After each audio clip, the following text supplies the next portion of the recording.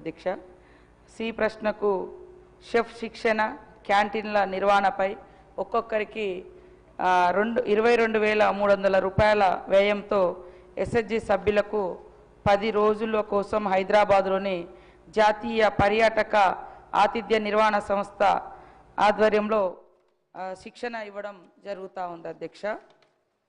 అదేవిధంగా అత్యవసర మౌలిక సదుపాయాలు యుటిలిటీతో పాటు ప్రభుత్వ సంస్థల్లో ఉచితంగా స్థలాన్ని కూడా కల్పించడం జరుగుతుంది అధ్యక్ష. వడ్డీ లేని రుణాల కింద నిర్వహణ పెట్టుబడి కోసం ఎస్ఎస్జి సభ్యులకు రుణాలు అందించడం జరుగుతుంది అధ్యక్ష. అదేవిధంగా డి ప్రశ్నకు పట్టణ ప్రాంతాల్లో ఇదివరకే 130 ఐఎంఎస్ క్యాంటీన్లను ఏర్పాటు చేయడం జరిగింది అధ్యక్ష. మరిన్ని క్యాంటీన్లను కూడా దశల వారీగా ఏర్పాటు చేయాలని యోచిస్తున్నాం అధ్యక్ష. శ్రీ బాలు నాయక్ గారు.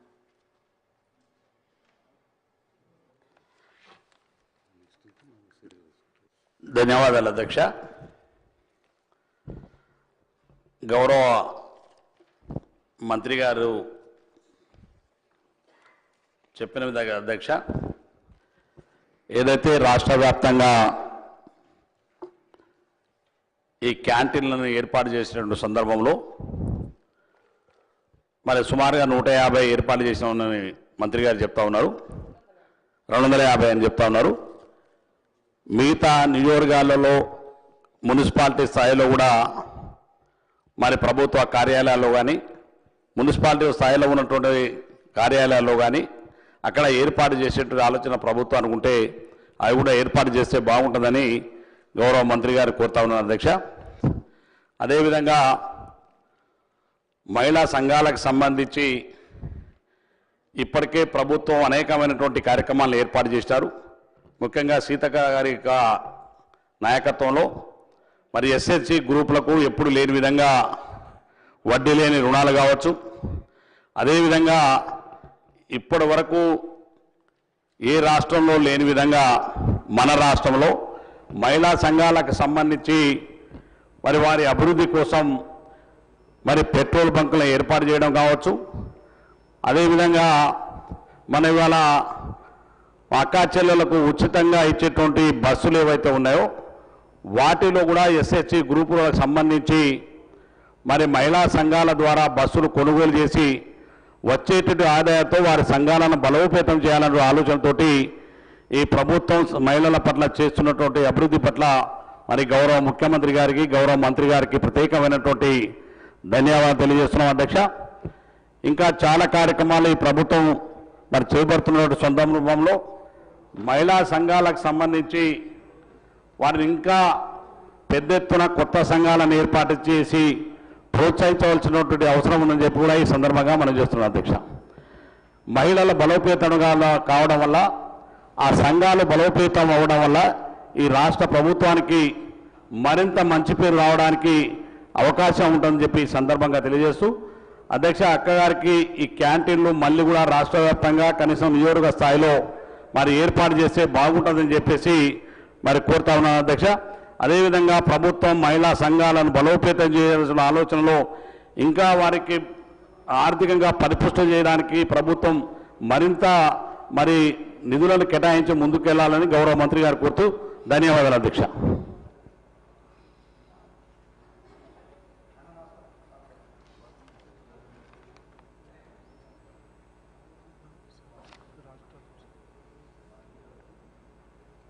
శ్రీ రాజ్ ఠాకూర్ గారు.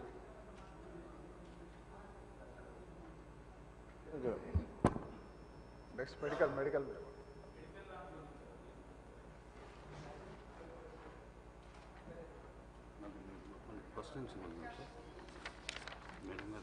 మినిస్టర్ గారు.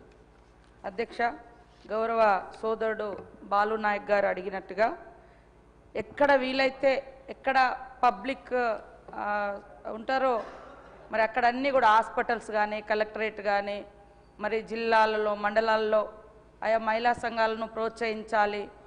ఇది కేవలము ఆర్థిక అభివృద్ధితో పాటు మరి మహిళలు వాళ్ళ కాళ్ళ మీద వాళ్ళు నిలబడాలనే ఉద్దేశంతో మీకు తెలుసు మన ప్రభుత్వం వచ్చి రాగానే ముఖ్యమంత్రి గారు మరి 1,00,00,000 మంది మహిళల్ని కోటీశ్వరులను చేయాలనేటువంటి ఒక సంకల్పం పెట్టుకొని మరి ముందుకెళ్లడం జరుగుతూ ఉంది అధ్యక్ష. దానిలో భాగంగానే మహిళల మీద భారం పడకూడదనే ఉద్దేశంతో మన గవర్నమెంట్ అధికారంలోకి వచ్చిన 42 గంటలలో 48 గంటల్లోనే మరి ఉచిత బస్సు ప్రయాణం పెట్టి కూడా ఆర్థికంగా మహిళలను ఆ భారం నుంచి బయటికి తీసుకురావడం జరిగింది అధ్యక్ష. అదేవిధంగా ఈరోజు రాష్ట్ర రాజధానిగా ఉన్నటువంటి పరిపాలనా కేంద్రంగా ఉన్న సెక్రటేరియట్లో కూడా మరి మన ప్రభుత్వం వచ్చి రాగానే మహిళలకు క్యాంటీన్ పెట్టి అందించడం జరిగింది అధ్యక్ష. నిన్న మేము కూడా మేడారంలో మరి బొంగు చికెన్ కూడా మహిళలకే ఇవ్వడం జరిగింది అధ్యక్ష. నేను గౌరవ మా ఇన్ఛార్జ్ మంత్రి పొంగులేటి శ్రీనివాసరెడ్డి గారు కూడా ఓపెన్ చేయడం జరిగింది అధ్యక్ష.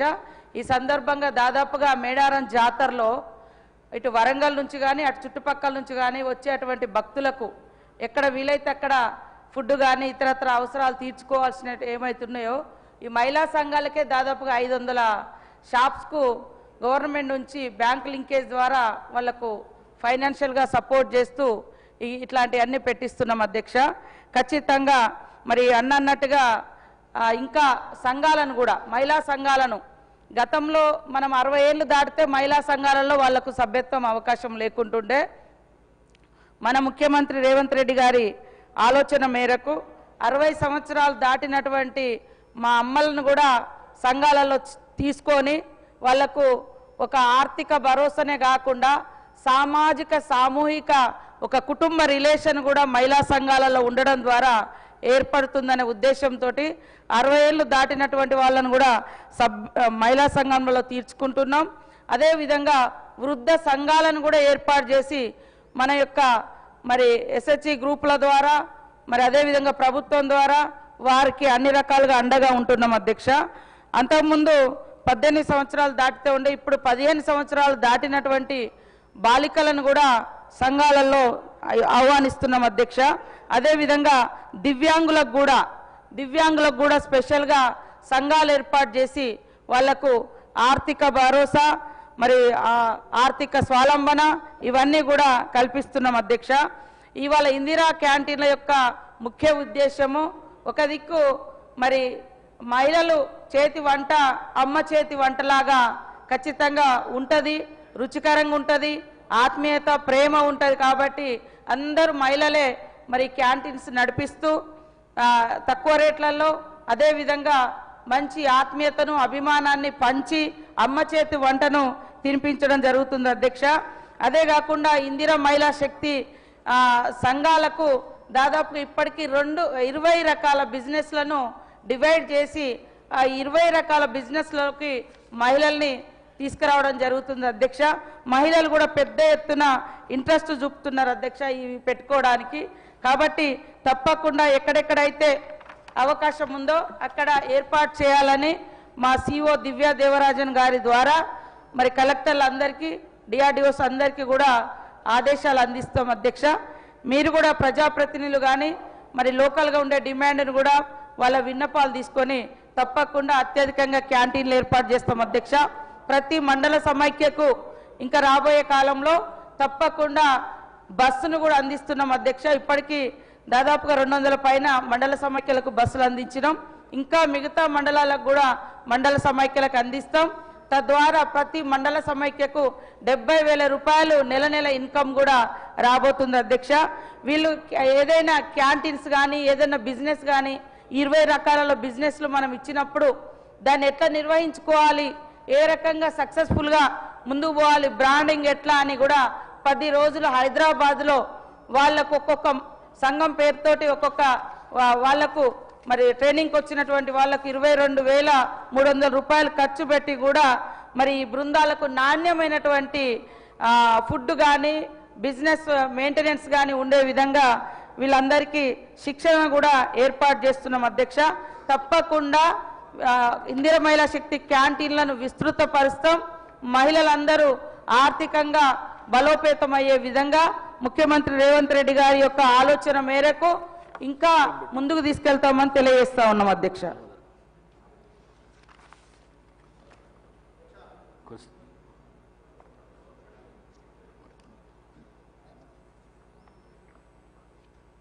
ధన్యవాదాలు. తెలంగాణ రాష్ట్ర వ్యాప్తంగా ఈ మహిళా క్యాంటీన్ల వద్ద దీంతో మహిళలకు అభివృద్ధితో పాటు గౌరవం కూడా పెరిగింది. ముఖ్యంగా మా మంత్రివర్యులు మా అక్క సీతక్కని కోరేది ఒకటే, తెలంగాణలో మొదటి తిరుపతి ఉన్నటువంటి యాదగిరిగుట్ట రోజు నిత్యం లక్షల కొద్ది భక్తులు వస్తారు కాబట్టి అక్కడ మన ప్రభుత్వం నుంచి మహిళా క్యాంటీన్లు ఎక్కువ పెడితే అక్కడ కూడా కొంత మహిళలు ఆర్థికంగా బలోపేతం అవుతారు కాబట్టి తప్పకుండా ఈ ప్రజాప్రభుత్వం గౌరవ మంత్రి గారు యాదగిరిగుట్టకు ఎక్కువ మహిళా క్యాంటీన్లు ఇవ్వాల్సిందిగా విజ్ఞప్తి చేస్తూ, ముఖ్యంగా మన ప్రజాప్రభుత్వం వచ్చినాక మహిళలకు పెద్దపీట వేయడం వల్ల ఇవాళ గ్రామాలలో మహిళలు మొన్న జరిగినటువంటి సర్పంచ్ ఎలక్షన్లో 100% మన పార్టీకి మెజార్టీ ఇచ్చిన అధ్యక్ష. మహిళల ఆత్మగౌరవం పెరిగింది. ఇలా ఉచిత ఆర్టీసీతో పాటు మహిళలకు ఆర్టీసీ ఓనర్లను చేయడం, క్యాంటీన్లు వేయడం, పెట్రోల్ బంకులకు ఓనర్లు చేయడం, నిజంగా గత 10 ఏళ్లకు ఈ 2 ఏళ్ల పాలనకు మహిళలు కాంగ్రెస్ అంటే మా కుటుంబం అని చెప్పి పెద్ద ఎత్తున కాంగ్రెస్ పార్టీకి మొన్న మద్దతు ఇచ్చిన అధ్యక్ష. దాంతోపాటు మహిళలను ఆర్థికంగా అభివృద్ధి చేయడం కోసం గత ప్రభుత్వం విస్మరించినటువంటి వడ్డీల రుణాలు ఇప్పటికీ 3 దఫాలుగా మన ప్రభుత్వం మహిళలకు వడ్డీల రుణాలు ఇవ్వడం చాలా అదృష్టం. మహిళలను ఇంకా ఆర్థికంగా బలోపేతం చేయడానికి ఇది ఎంతో దోహదపడుతుందని తెలియజేస్తూ, ఇక్కడ యాదగిరిగుట్టకు సంబంధించి తెలంగాణలో మొదటి తిరుపతిగా ఉంది కాబట్టి ఎక్కువ అక్కడ క్యాంటీన్ ఇవ్వాల్సిందిగా విజ్ఞప్తి చేస్తూ, మన ప్రభుత్వం ద్వారా ఒక విజ్ఞప్తి అధ్యక్ష. మొన్న మేము గ్రామాల్లో తిరుగుతుంటే ఈ ఇందిరమయ్య చీరలు మహిళా సంఘాలకి వస్తాయంటున్నారు. మంత్రి గారు దయచేసి 18 ఏళ్ళ నుండి 90 ఏళ్ళు అవ్వ కూడా ఇస్తామని మేము మాట ఇచ్చినాం.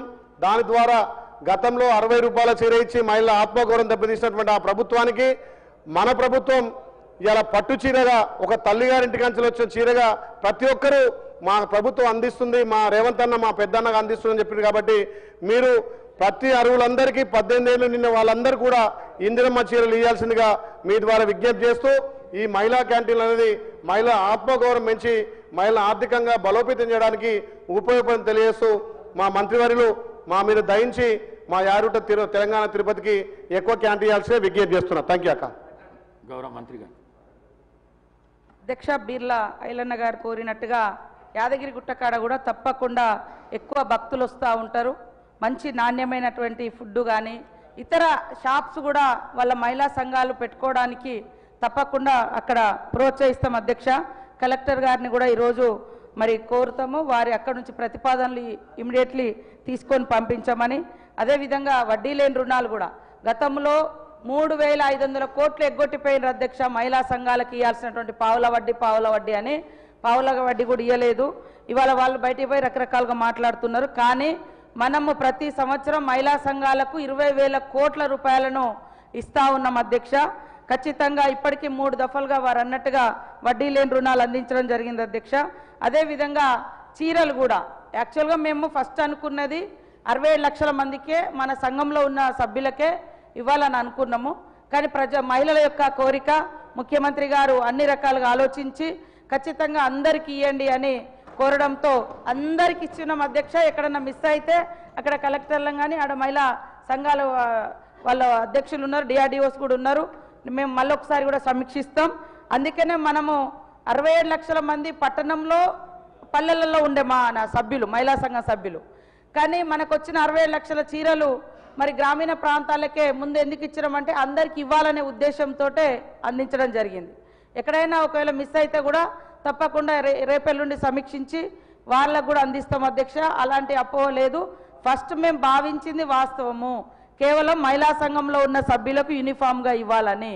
మీరు కూడా చూస్తూ ఉన్నారు, ఎక్కడికి వెళ్ళినా ఆ చీర చూస్తే ఒక గౌరవం, ఒక ఆత్మవిశ్వాసం, ఒక ఎవరైనా కట్టుకొని రాగానే ఇప్పుడు మేము మేడారంలో కానీ ఎక్కడికి వెళ్ళినా మహిళలు కట్టుకొని వస్తూ ఉన్నారు అధ్యక్ష. అది చూడగానే వీళ్ళు మా మహిళా సంఘం సభ్యులు అనే భావన కూడా వస్తుంది.